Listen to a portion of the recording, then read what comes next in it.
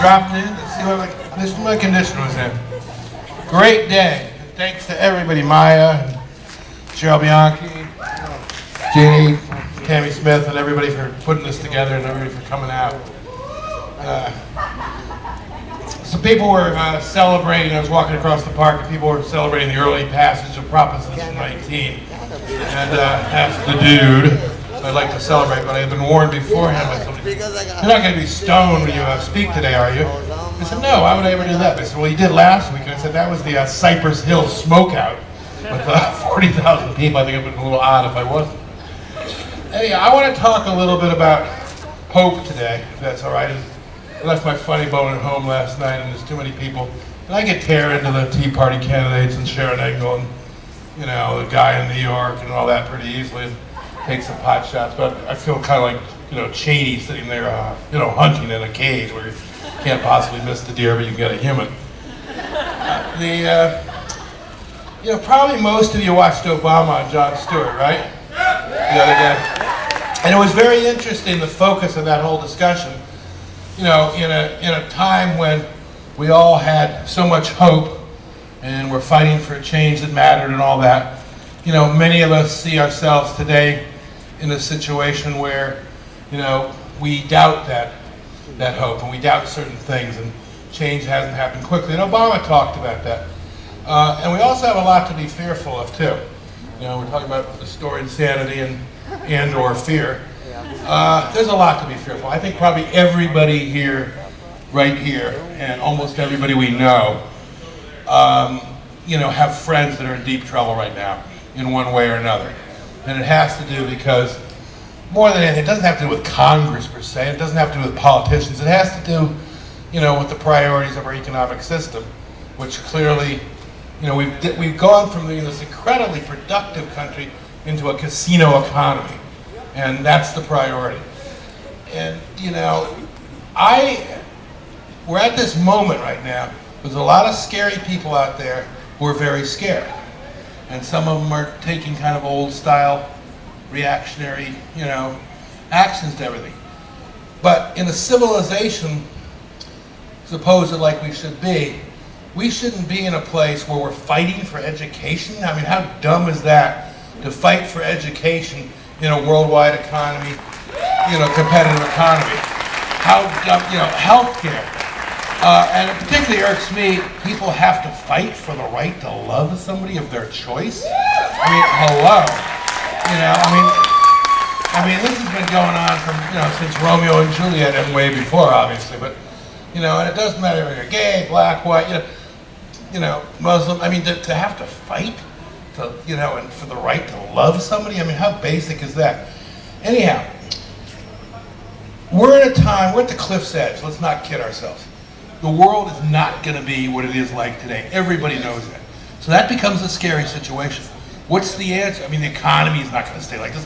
The environment can't stay like this. You listen to this 16-year-old, wonderful, 16-year-old, wonderful kid up here talking about, the reality. So it's not just about the future. It's about the realities of today. Darfur is as much an environmental crisis having to do with dirt and topsoil and everything else as it is an economic and political crisis, as anybody knows.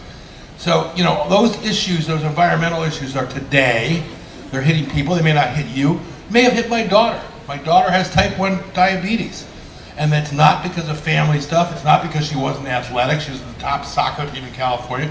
It's because they think it's environmental stuff of all the chemicals that these kids are eating, and half of cancer is probably that too. So that is all happening today. So where does that leave us? Where it leaves us, I was watching, the stuff from Chile. And, I think so much of us like that situation because these guys it actually worked. People came together and saved people and they actually lived.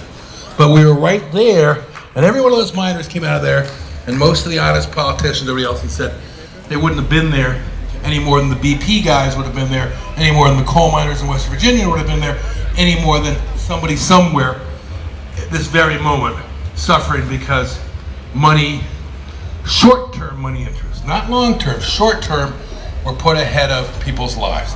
That's not going to work. It just isn't going to work. The world is too global, etc. I was also in Chile in that very same town when I was 22 years old, going through on this train ride from hell that took 3 days to go 100 miles. And we stopped there in Copiapo, Chile. I remember somebody saying to me, and this is right before the last election in Chile, which the U.S. strategy was to try to get Salvador Allende, a democratic elected, very moderate socialist guy, by the way. I mean, more moderate than anything goes on in England and Canada, to tell you the truth. And they tried to destabilize his government and get him unelected. And when that failed, 6 months later, on September 9th, they went to a coup. Okay, so their first thing was destabilize the guy, get him unelected. That didn't work, so then they went to stronger measures. The kind of stuff you hear now. And that one person in Chile said to me, a Harvard-educated guy, said to me, he said, "What are you going to do when you get back?"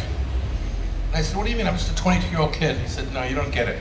You're an American. You have so much power as an American. It's quite possible if you changed one congressional vote, and you and your friends could do that, that could change the history of our country." And think about it, okay? Think about how close presidential elections have been, ones that have been stolen recently, and everything else. So that power we have, and that power, we all feel like we're not powerful, but that power we have to use the internet, and that power we saw getting the Obama and the Congress and all that elected, that was real power that we did, and we did it by the internet and every other new forms of communication. You know, we don't have to necessarily come to rallies, we can communicate online. The change that's going to come, it's not going to come from politicians, folks. It's always going to come from us. It's going to come from the people who are artists in Hollywood, entertainers, you know, entrepreneurs who show, you know, here's a different way to have a car, here's a different way to have an iPod, here's a, you know, all this stuff.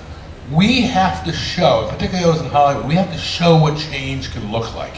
So people can say, wait a second, why aren't we doing this? Why don't we have a 300-mile-an-hour per train that goes from San Diego to LA in 1 hour? Why don't we have that? They have it in France. I've been on it, okay? You know, it's a crapshoot to try to go to San Diego. It's going to take 2 hours, it can take 4 hours. You don't know. It's a total crapshoot. Think about the East Coast. You can be between Cincinnati and Chicago in an hour. The point is we have to show models. We have to get together with our friends, colleagues, family, you know, people in the community and show models. And it's not 1,000 points of light. There's actually 1,000,000 points of light out there. There are examples of things working everywhere. We have to communicate that. Otherwise, the fearmongers, last couple things I'll say, there's always going to be Karl Roves out there, okay? Guys that are bought and paid for, and they're going to do all kinds of things. Karl Rove's going to put anti-abortion things on the ballot in 14 states just to get out the fanatical wedge votes of the anti-abortion people to defeat Democrats, okay? These guys are smart. They're not going to go away. And we can't go away anyway, either, okay? We've got to stay in here. But guess what? Making the future ours can be fun. It can actually make going to work interesting. It can make going to your community interesting. We've got to find creative, realistic ways, you know, new millennium ways to somehow show what this world could look like and live that life and fight for it and communicate it. We can out-communicate. We did out-communicate in 2008. In many ways, we're getting out-communicated now by people spreading fear. That's what this whole rally is about, and it's a brilliant thing Colbert and Stewart have done to try to kind of put it in an artistic framework. Stay in there for the fight. It's going to be a wonderful fight. We can make the world a better place to live in, and we have. Believe it. Thank you very much. To do to buy, rock on. Thank you for all you do. And one last thing. These folks, and they put this thing together on a shoestring, Cheryl Bianchi and everybody, they actually just put this thing together themselves. So I'm going to throw a bunch of bucks in here. Jumbotron still has to be paid for. There's this Jumbotron, and if you throw in 10 bucks, you yourself can take that Jumbotron home. There's some bucks. Cheryl, go around the crowd and get some more bucks.